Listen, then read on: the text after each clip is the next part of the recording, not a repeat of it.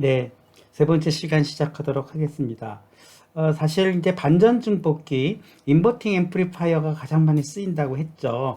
그래서 우리가 이제 앞으로 오늘 이 시간에는 이러한 연산 증폭기를 이용해서 다양한 예제들을 살펴보도록 하겠습니다. 다시 한번 반전 증폭기를 정리해 드리자면, 반전 증폭기는 다음과 같이 인버팅 회로단의 피드백 루프가 구성되는 것이고요. 그러한 상황에서 입력 그 저항과 피드백 저항의 비율대로 그 출력이 결정된다는 것이죠. 그래서 출력이 입력에 대해서 항상 반전이기 때문에 마이너스가 붙는 거고요. 마이너스 부호가 붙는 거고, 그 크기의 비율은 분모를 입력 저항 RA로 하고 분자를 피드백 저항 RF로 하는 이 비율대로 된다는 점이에요. 여러분들이 이거를 잘 기억해 두시고, 앞으로 이제 우리 응용 엔지니어로서는 사실 지금 우리가 이런 종속전원의 등가 회로를 통해서 실제로 전압 강화 법칙을 적용해 가지고 여기까지 유도를 했고, 여기 기본적으로는 상당히 기본적인 우리 증폭기의 그 게인이 굉장히 크다. 보통 한 10의 한 5제곱 이상으로 매우 큰 값이기 때문에 이 값을 0으로 할 수 있다 하는 어떤 그 가정을 통해서 이걸 유도했다는 것을 다시 한번 상기 드립니다. 두 번째로 많이 쓰이는 이제 증폭기는 비반전 증폭기인데요.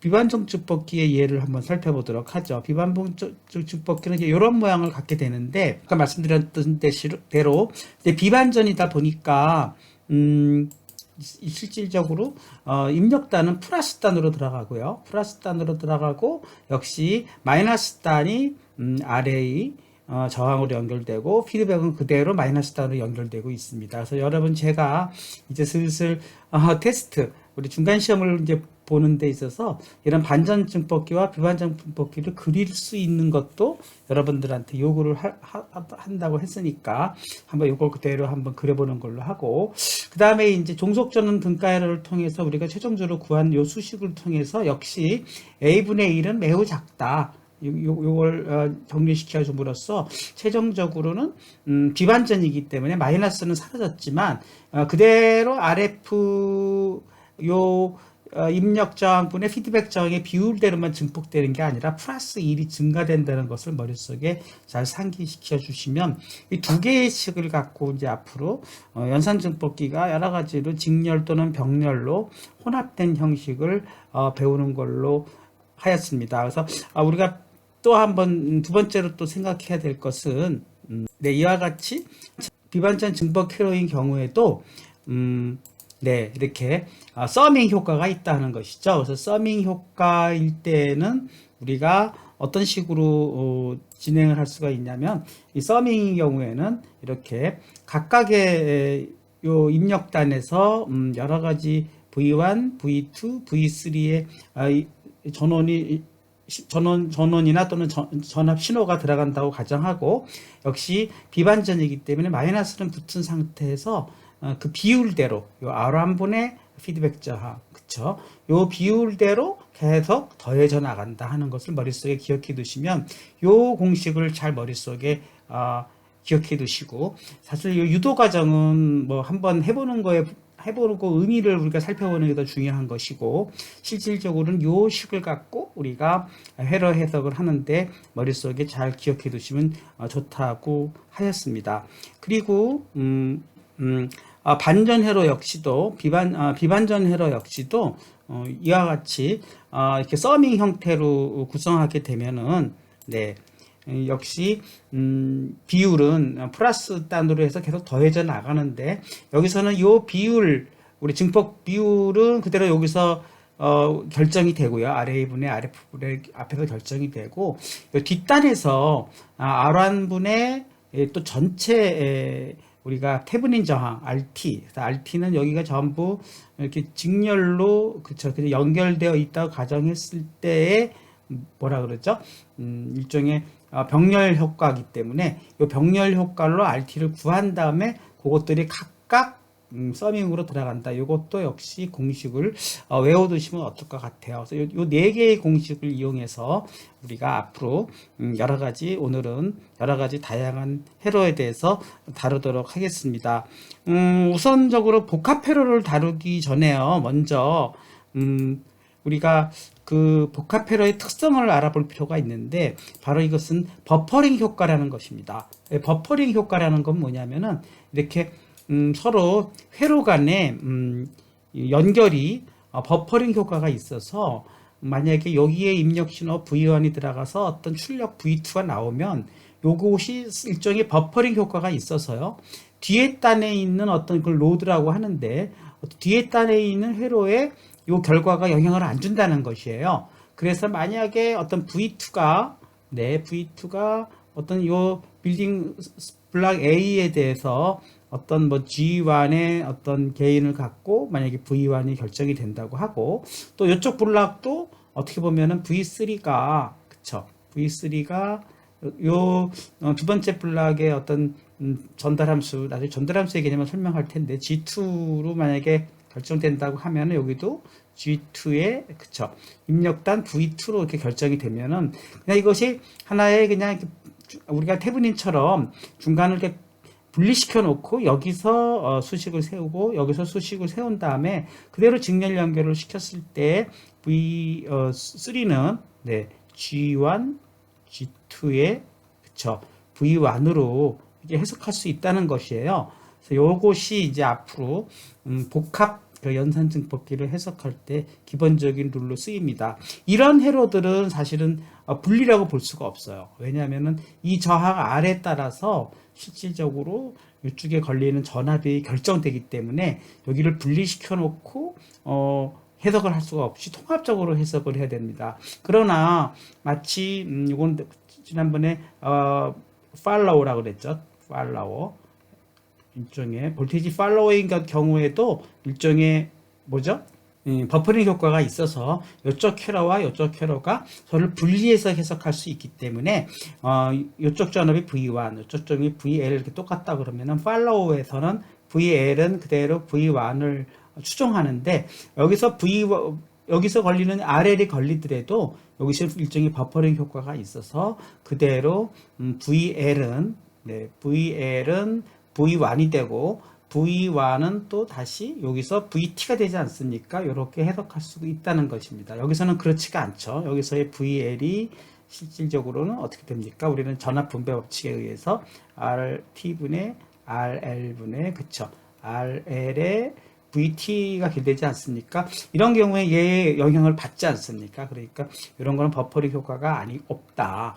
패시브 회로 같은 경우에는 전체를 놓고 해석해야 되는 것이고 우리 같이 종속 전원과 같은 이러한 버퍼링 효과는 일종의 아이솔레이션 효과가 있는 것입니다. 아이솔레이션 서로 앞 회로와 뒤 회로를 분리시켜주는 효과가 있기 때문에 우리가 따로따로 해석할 수가 있다. 이런 장점이 있습니다.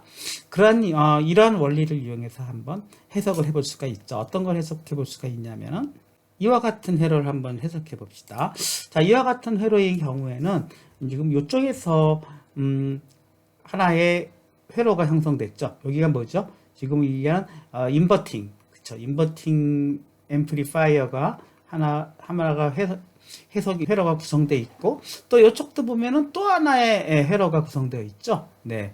또 여기도 역시 인버팅입니다. 인버팅 앰플리파이어가 이렇게 형성되어 있어요. 그럼 이게 연달아 되어 있는 경우도 아까 얘기한 것처럼 하나의 빌딩 블럭으로 여기가 연결되고 여기가 또 이렇게 연결이 되고 또 얘가 이렇게 연결돼서 얘네들을 이렇게 따로따로 해석할 수 있다는 거예요. 그래서 이쪽 회로를 C1 회로, 여기를 만약에 C2 회로라고 한다면은 각각 연결시켜 준 걸 가지고 그대로 이쪽 회로의 해석이 이쪽 회로에 영향을 주지를 않습니다. 그러니까 분리시킬 수가 있다는 것이죠. 그래서 여기를 V1이라고 하고 여기를 이쪽 단을 끊었을 때 여기를 뭐 V 임시 M이라고 합시다. 네, 이렇게 가정한다고 하면은 우리가 요 회로를 그쵸 뒤에 단이 없다고 생각하고 요 이쪽 블럭이 없다고 생각하고 이것만 해석을 하게 되면은 VM을 어떻게 해석할 수 있습니까? 우리가 인버팅 회로 공식을 사용해서 네, 마이너스 RA분의 RA가 50이지 않습니까? 그러니까 50분의 RF가 역시 50이죠. 그러니까 50K인데 뭐 50K까지 쓸까요? 네, 이렇게 50K분의 그렇죠. 이렇게 RA분의 RF 마이너스로 써서 이쪽 출력단의 VM은 V1에 대해서 그쵸 이렇게 구할 수가 있는 것이죠. 그러면 KK는 지워지고 50, 50도 지워지니까 여기서는 네 마이너스 V1이라고 나올 수가 있겠네요. 여기서 해석을 한번 해봅시다. V2는요.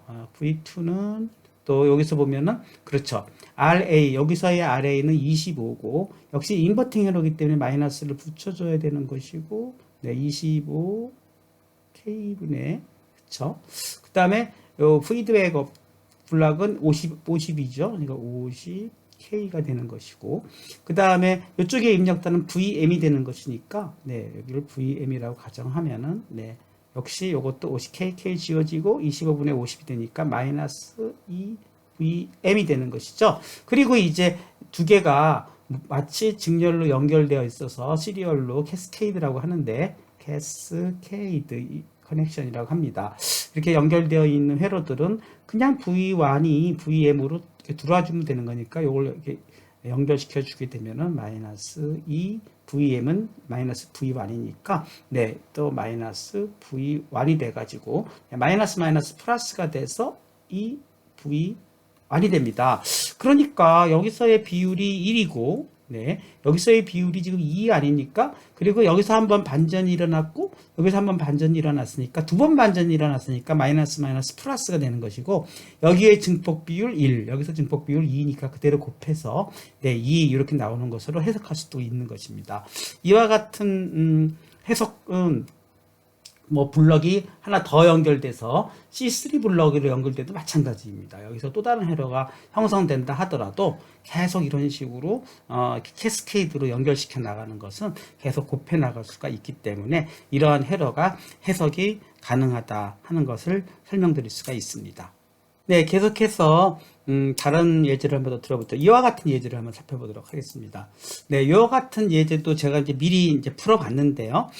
이것도 한번 설명을 드리도록 하죠. 어떤 회로냐면 이쪽은 이쪽은 이미 어떤 지금의 그 비반전 회로 아닙니까? 그쵸? 넌 인버팅으로 네, 넌 인버팅 비반전 회로의 앰플리파이어죠. 그리고 이쪽이 비반전이 되려면은 이쪽에 뭔가에 그쵸 V가 들어가게 되면은 여기를 일단 VM으로 가정해보고 한번 끊어보겠습니다. 그러면은 비반전 회로에서는 어떻게 되냐면은 네 어떻게 되죠? 이쪽을 VR2로 놨네요. 그러니까 VR2로 원래대로 여기를 VR2로 놓겠습니다. VR2로 이렇게 놓게 되면은 이쪽 회로는 어떻게 되죠? 비반전이니까 1 플러스 RA분의 RF 비율로 가면서 요쪽에 V가 VR2가 되겠죠. 그러니까 VR2가 입력이 들어가서 네, 비반전 회로의 증폭 비율로 곱해지고 V0가 계산이 되는 것이죠. 그런데 VR2가 여기서는 우리가 전압 분배된 걸로 쓸 수가 있죠. 그래서 VR2는 V1이 네, R1과 R2 저항을 통과하면서 분배되는 거니까 우리가 직렬 분배 법칙에 의해서 R1 플러스 R2분의 그쵸? R1 플러스 R2분의 여기에 걸리는 전압이니까 R2가 되겠죠. 그래서 여기가 R2가 돼서 네, 요렇게 V1이 이렇게 분배가 되는 것입니다. VR2가요. 그러니까 결국은 이 값을 이렇게 대입을 시켜 주시게 되면은 네, 이 부분은 그대로 가고 이 부분 대신에 이 식이 이제 들어와 줌으로써 최종적으로 V0는 V1에 대해서 이렇게 계산이 되겠죠. 그래서 여러분들이 이렇게 이쪽은 일종의 이제 이쪽 회로는 뭐 어떻게 엄밀히 말하면은 버퍼 회로는 아니죠. 패시브 회로이긴 하지만 어떤 패시브 회로라도 이쪽이 액티브 회로이기 때문에 그렇죠. 이쪽에 액티브 회로는 아까 버퍼 효과가 있다고 했습니다. 이쪽이 액티브 회로이기 때문에 이것은 역시 분리 해석이 가능한 것입니다. 네, 패시브에서는 분리 해석이 안 되는 거죠. 통합 해석을 해야 되는 그런 것이 되겠습니다. 네, 또 다음 예제를 살펴보죠. 자, 다음 예제는 자, 이와 같은 회로입니다. 역시 유사하죠. 어떤 건지 한번 하나하나 살펴보도록 하죠.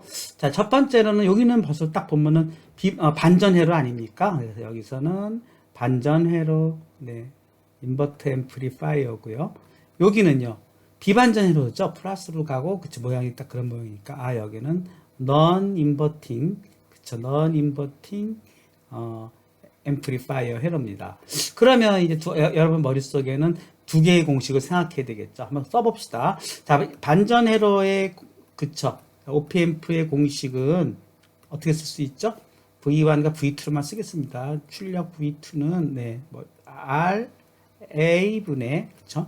R, F, 네, V1을 입력으로 보면. 그 다음에 비반전 회로는요, 비반전 회로, non-inverting OP앰프 이렇게 쓰고, 네, 비반전 회로의 출력 V2는요, 그냥 마이너스가 플러스로 바뀌고 1 플러스로 붙여주라 그랬죠. 그래서 RA분의 RF에, 그쵸, 역시 V1 이렇게 되는 것을 머릿속에 기억해 두면은 이쪽은 인버팅, 이쪽은 넌 인버팅이니까 얘를 각각 요 식에다가 인버팅 회로 공식을 적용하고 여기는 넌 인버팅 회로 공식을 적용하면 바로 풀리는 문제입니다. 요 예제 여러분 교과서 3-23 예제입니다. 그러면 여기를 요 공식을 사용해서 풀어본 것은 네, 바로 요 V2는 그죠? 여기는 이제 non 인버팅이니까, 인버팅이니까 인부라고 하겠습니다. 인버팅 회로의 V2는, 네, 이 피드백이 25, 아니죠. 입력이 25, 피드백이 100. 그래서 K는 생략했습니다. 그렇게 해서 마이너스 붙여줬죠. 그렇게 붙여줌으로써 여기는 뭐 사실은 마이너스 4 V1이 되겠네요. 그래서 이렇게 표시를 해주고, 그 다음에 이쪽 회로는 V3는 V2에 대해서 non 인버팅이니까, 그쵸. non 인버팅 회로는 요 공식이라 그랬지 않습니까? 그러니까 1 플러스 네, 이 피드백 VA가 5, VA가 5, 피드백이 10. 그러니까 5, K는 생략했고 5분의 10 해서 여기는 요게 2니까 네, 3V2가 되겠습니다. 그쵸?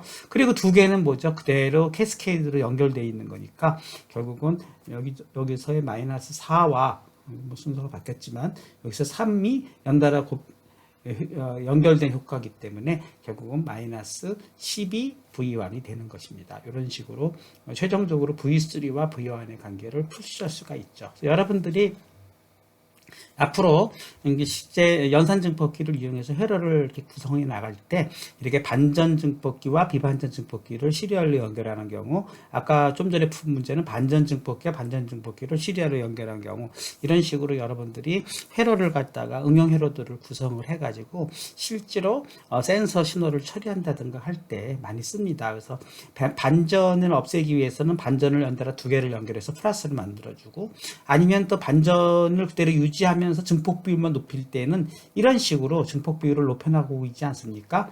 여기서 3, 여기서 4해서 12로 가면서 여기가 플러스 비반전이기 때문에 이 반전 효과 때문에 마이너스는 한 번만 살아남고 뭐 이런 식으로 이렇게 실제로 연결돼 가지고 이런 식으로 회로를 해석하게 됩니다.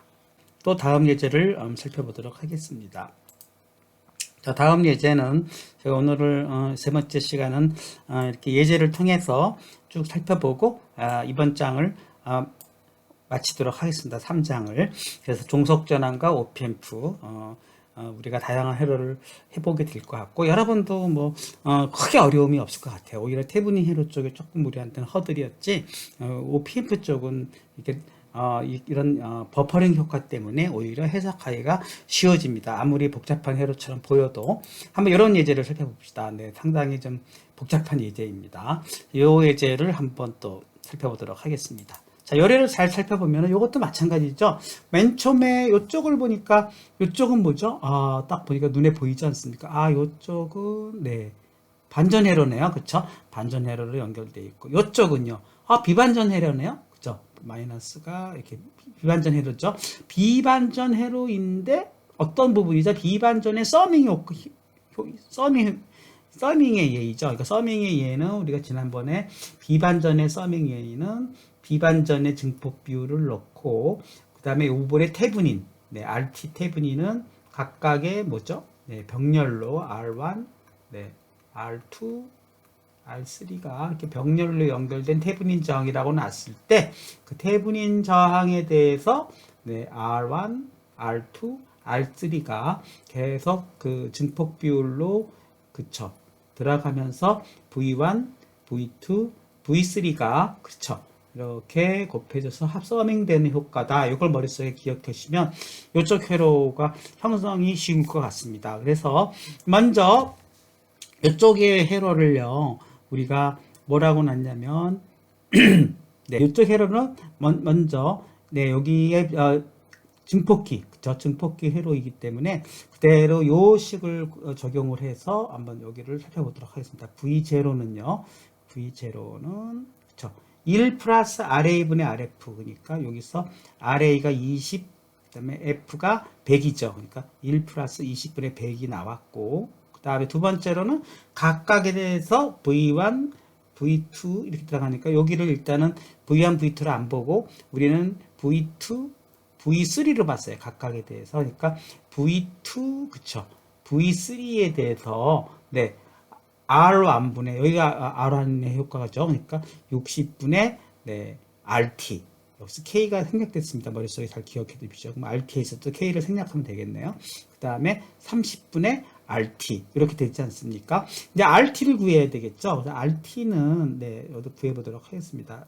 여기도 구해놨네요. RT는, 네, 30과 K는 생략했다 그랬어요. 30과 여기가 이렇게 직렬로 연결됐다고 봤을 때, 여기 연결된 거죠. 직렬로 이렇게 연결된다고 봤을 때 30과 60의 병렬 아닙니까? 30과 60의 병렬은 네, 이런 30 플러스 60분의 30 곱하기 60으로 해석할 수가 있고 양변을 30으로 이렇게 나누게 되게 되면은 네, 1, 2가 되고 60 되니까 20이 나오지 않습니까? 그래서 RT가 20이 나오는 거니까 요 20을 이제 이 안에다 대입을 시켜주면 되겠죠. 그러니까 이 부분이 20 하니까 3분의 1이 나오고요.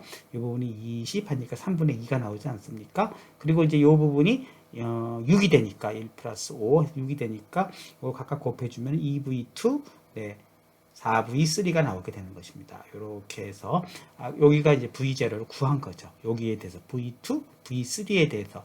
그리고 이제 V3는 다시 V1에 대해서 반전회로 아닙니까? 그러니까 V3는 V1에 대해서 반전회로니까 네, 역시 40분의 40으로 해서 마이너스가 들어갔죠. 그러니까 마이너스 V1이 됐고 마이너스 V3 대신에 여기로 대입을 하면 되겠네요. 그러니까 요 값을 여기로 쭉 대입해 주게 되니까 네, 2V2 네, 마이너스 4V1이 되는 것으로 최종적으로 구하는 것으로 우리가 할 수가 있는 것입니다. 네, 큰 어려움이 없죠.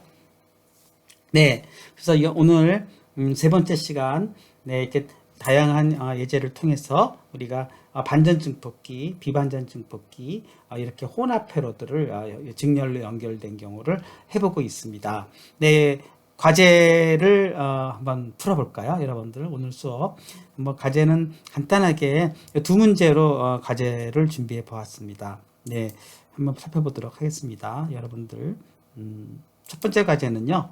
네, 요 문제를 한번 풀어보십시오. 예, 그렇게 해서 지금 뭐 미리 뭐 살짝 설명을 드리자면 여러분이 충분히 이 문제를 풀 수 있을 것 같은데, 네, 이쪽이 뭐죠? 네, 이쪽이 딱 보니까 이런 회로의 최종 V0를 구하라 하는 문제죠. 그게 이제 이번에 과제이고, 이거는 네, V0를 구하시오 하는 것으로 하고, 당연히 주어진 것은 V1, 그쵸? V1, 뭐 V2, V3에 대해서 구하는 거니까 V1, V2, V3의 V0를 표기하면 되는 것이고 저항들은 이렇게 쭉 형성되어 있어요. 딱 보시면은 이건 더 오히려 쉽죠. 네, 여기가 뭐죠? 네, 여기를 이렇게 딱 끊어가지고 이렇게 보니까 여기가 뭐죠? 인버팅. 그쵸, 인버팅이죠. 인버팅 OPM프의 회로고 이쪽은요. 이쪽도 역시 인버팅이죠. 인버팅인데 여기는 뭐죠? 네, 서밍 인버팅이죠. 서밍 인버팅 두 번째 공식. 네, 서밍 인버팅으로 해서 네, 또 해보면 여러분들이 충분히 이 문제를 풀 수 있지 않을까 이렇게 생각이 됩니다. 그래서 교과서 예제 3.6.2에 있는 내용을 여러분이 한번 풀어보는 것을 과제로 내보고요. 두 번째로는 두 번째 과제는 또 요 문제입니다. 요 과제는 조금 더 세 개로 연결됐어요. 그렇죠? 그래서 이것도 한번 살펴보면 네, 여기가 뭘까요? 반전이죠. 네, 반전 회로. 이쪽은요, 비반전 회로네요. 네, 비반전 회로. 크게 어려움이 없죠. 비반전 회로가 연결되어 있는 경우. 이쪽은 뭐죠? 다시 비반전 회로이죠. 비반전 회로인데 서밍으로 연결된 경우죠. 이거 한번 V3를 구하는 문제이고 V3를 뭐죠? 네. V3를 구하는 문제이고 V3를 여기서는 R로 다 표시되기 때문에 아마 R은 서로 상쇄돼서 역시 값을 주어지지 않아도 문제가 풀릴 것이고 V3가 과연 어떻게 되겠는가 하는 부분이고 역시 V1, V2로 그쵸. V1, V2로 걸린 전압에 대해서 이렇게 해가지고 V3를 구한 거니까 V1과 V2를 가지고 표현하면은 V3가 나오는 것으로 하겠습니다. 네. 그렇게 해서 한번 구해 보시고요. 되었군요. 네. 그래서 이것으로 OPMF 문제를 다루고 여러분이 이제 교과서를 보시면 또 다양한 종속 전원을 이용해서 OPMF로 해석하는 거와 실은 이제 종속 전원을 머릿속에 지우고 그냥 아까 얘기한 네 가지 공식 다시 한번 정리해 드리면 첫 번째 공식이 인버팅 공식이죠. 인버팅 공식이죠. 네, 그래서 인버팅 공식에 대해서 요식을 이용하고 인버팅의 서밍 공식, 그쵸? 그리고 non-inverting 공식, 그리고 non-inverting의 서밍 공식, 요 네 개씩만 가지고 오늘은 세 번째 시간은 다양한 이러한 버퍼링 효과로 인해서 하나하나를 잘라서 해석할 수 있고 잘라서 해석한 걸 가지고 그대로 연결해서 구할 수가 있다는 그런 예제를 갖고 우리가 쭉 해봤고 여러분들 과제를 통해서 교과서에 있는 두 가지 문제를 해석해서 제출하는 것으로 하겠습니다. 네, 네 이것으로 우리 3장 OPMF를 마치고요. 네, 다음 시간에 뵙도록 하겠습니다. 네, 다음 시간에는 우리가 연습 문제를 좀 다양하게 풀면서 그동안 공부한 거를 쭉 피드백을 좀 해보고요. 사실은 지난번에 회로 해석법까지 포함해서 중간고사를 하려고 했는데 회로 해석법은 다음 이 파트 2로 넘기고요.